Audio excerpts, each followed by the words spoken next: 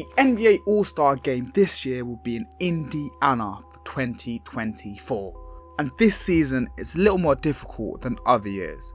But as we're only like a third of the way into the season right now, I'm going to come up with my All-Star teams via the NBA website and make my vote. If you disagree with me, do one. If you don't, subscribe. Subscribe too if you don't agree as well. So here we are. We start looking at this screen. Pretty decent. Shout out Indy. You know, the blue and yellow of Indy 500 and the Indiana Pacers. Shout out them, man. First and foremost, I think we need to put in an Indy guard. You know what's crazy as well? Like, the output of Trae Young has been ridiculous. Look at his fantasy points, 49.1. Ridiculous. But if we're talking about the best guard in the East so far this season, let me see who else they have here. Zach LaVine, Jordan Poole. Love you, broski. Can't put you in. I'm sorry. I can't put you in. I can't justify that. So it has to be Tyrese Halliburton. Cool. And one more, I will go with, is it Trae Young? It's Jalen Brunson. I'm sorry. It is Jalen Brunson. How do I get back? What the hell? Cool. So right now, in my backcourt in the East, I have Jalen Brunson and Tyrese Halliburton. Jalen Brunson has been ridiculous. You just saw in the Christmas game, he was phenomenal. I think he's got like 38 points up against the Bucks, so one of the teams that are competing in the East. Clock at 4 on the switch. Lillard has Brunson, 1 to shoot. Brunson hoists and hits. Jalen Brunson. And he's just ridiculous. His ability to get the layups up. I think it's his strength and his, like, you know, he has that push off when going up for a layup. So even if it's Brook Lopez going up against him, he'll manage to get it up left hand, right hand, and he can manipulate it easy. And that little run he does under the basket is so annoying, because you think he's gonna go up for a shot at some point and he could just pull up, he could go up for a layup, he could pass it open to a wide open Emmanuel quickly.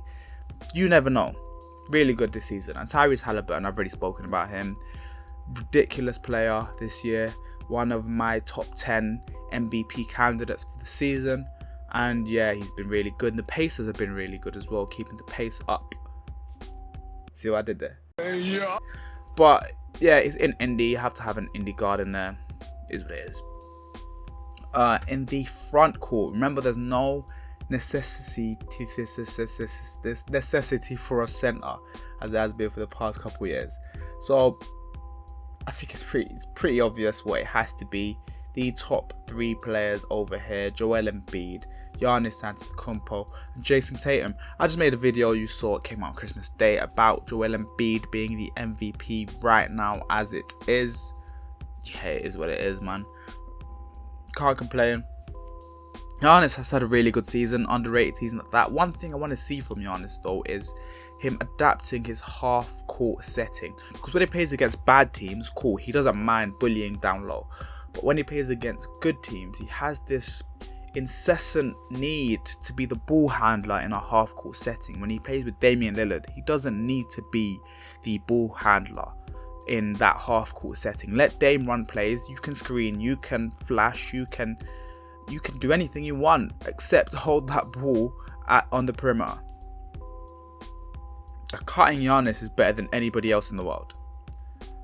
And Jason Tatum has been really good. Inconsistent, some may say. Yeah, he is a little bit inconsistent in terms of his shooting. He does get his volume up night in, night out. Just the consistency in terms of his efficiency that he needs to improve on. But either way, it's Jason Tatum. He's one of the best players in the league. Have to put him in there. After that, you see, it's Kyle Kuzma. He's been really good this year, but people don't know because the Wizards are bad. And it's going to stay that way. So I really apologize, Kyle. It's what it is. No one's going to see you, mate. Averaging more points than all of these, man. That's crazy. Did not expect that at all. So in the East, we are complete with Tyrese Halliburton, Jalen Brunson, Jason Tatum, Giannis Antetokounmpo, and Joel Embiid. In the West now, let's go for my backcourt. Starting off, another player who is in the MVP conversation, Luka Doncic. We're going to have some difficult conversations about who the best guard in the NBA is, because Luka Doncic night in, night out is absolutely ridiculous. He's superb. He already has 10,000 points. He's like 24 years old, 23 or 24 years old. He's only a little bit older than me. I'll be crazy. Like this is a player that's gonna play for the next 15 years, maybe a little bit less, but still, he's only played for like 4 or 5 seasons in the NBA. He could very, very easily smash the 42,000 point barrier. He's coming for your record, LeBron. He's coming. And then next to him, another MVP candidate has to be Shea. I feel bad for Ja because I know Ja's going to come back and do crazy things. They're putting Anthony Edwards as a guard. Really? That spun my head now. Are we really going to put Anthony Edwards as a guard? I mean, I guess, but it's like his playstyle isn't really shoot. He's a shooting guard, small forward. I'd put him as a forward personally because now he's just not going to get in because there's only 2 guard spaces. I don't think that's fair. I thought he was a forward. I had him locked in as one of my forward positions. Now that annoys me now. It's pissed me off. Wow. But I guess I gotta go with Shea as well. Ridiculous. Ever since Shea decided to stop taking threes and start going inside, he's been one of the best players in the NBA, and he is a dark horse for MVP because the Thunder are really good. Now in my front court, we have 3 separate players, and the third forward is so difficult. It's gonna be LeBron because people will vote LeBron. I just don't know if I would put LeBron personally. I'm gonna go KD. Really great season so far. He's been unlucky with the injuries to Booker, the injuries to... A few moments later. Bradley Beal. I even forgot his name. That's how far he is in my past, because now we believe in Bilal Koulibaly. But injuries to Bill. Some people are saying KD should request a trade. I think that's a bit too far. But unlucky KD, you got to slug it out now with this injured Suns core. But yeah, KD's definitely an all-star starter. Nikola Jokic. Look at the stats. 26, 9 and 12. 9 assists for a center. Unreal. He is Denver, even though yesterday, I'm recording this on Boxing Day, so on Christmas Day, he was inefficient from the field.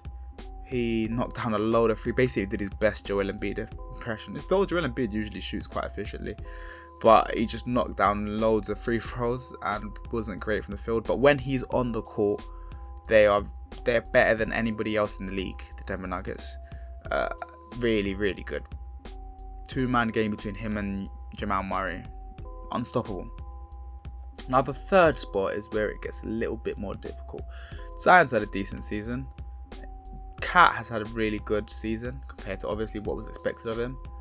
He hasn't had the greatest, but I mean he hasn't had a good team, so unlucky for him. B.I.'s had a good season. Between Kawhi and LeBron right now for me. Kawhi, Bron. It's like we're talking about who the best player is in 2019 right now. Give me LeBron James. Nah, give me Kawhi Leonard.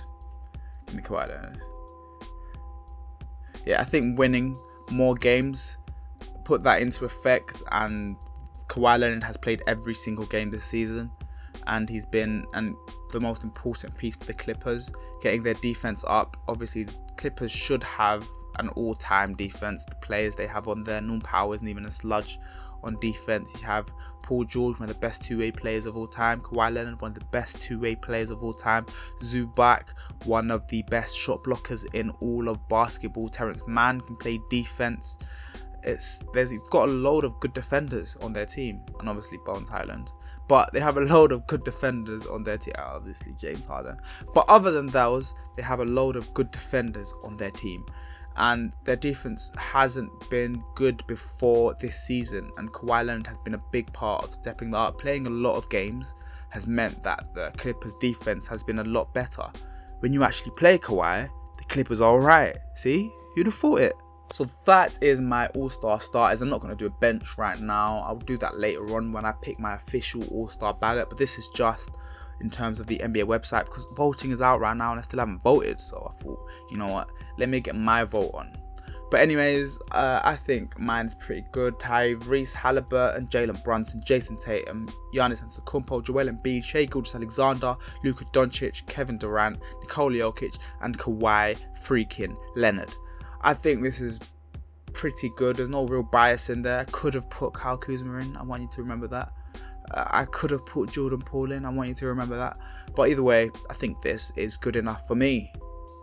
But anyways, you let me know what your ballots are right now as it is, according to your starting fives for each team. Like, comment, subscribe. I'll see you, man, in a bit. Boom.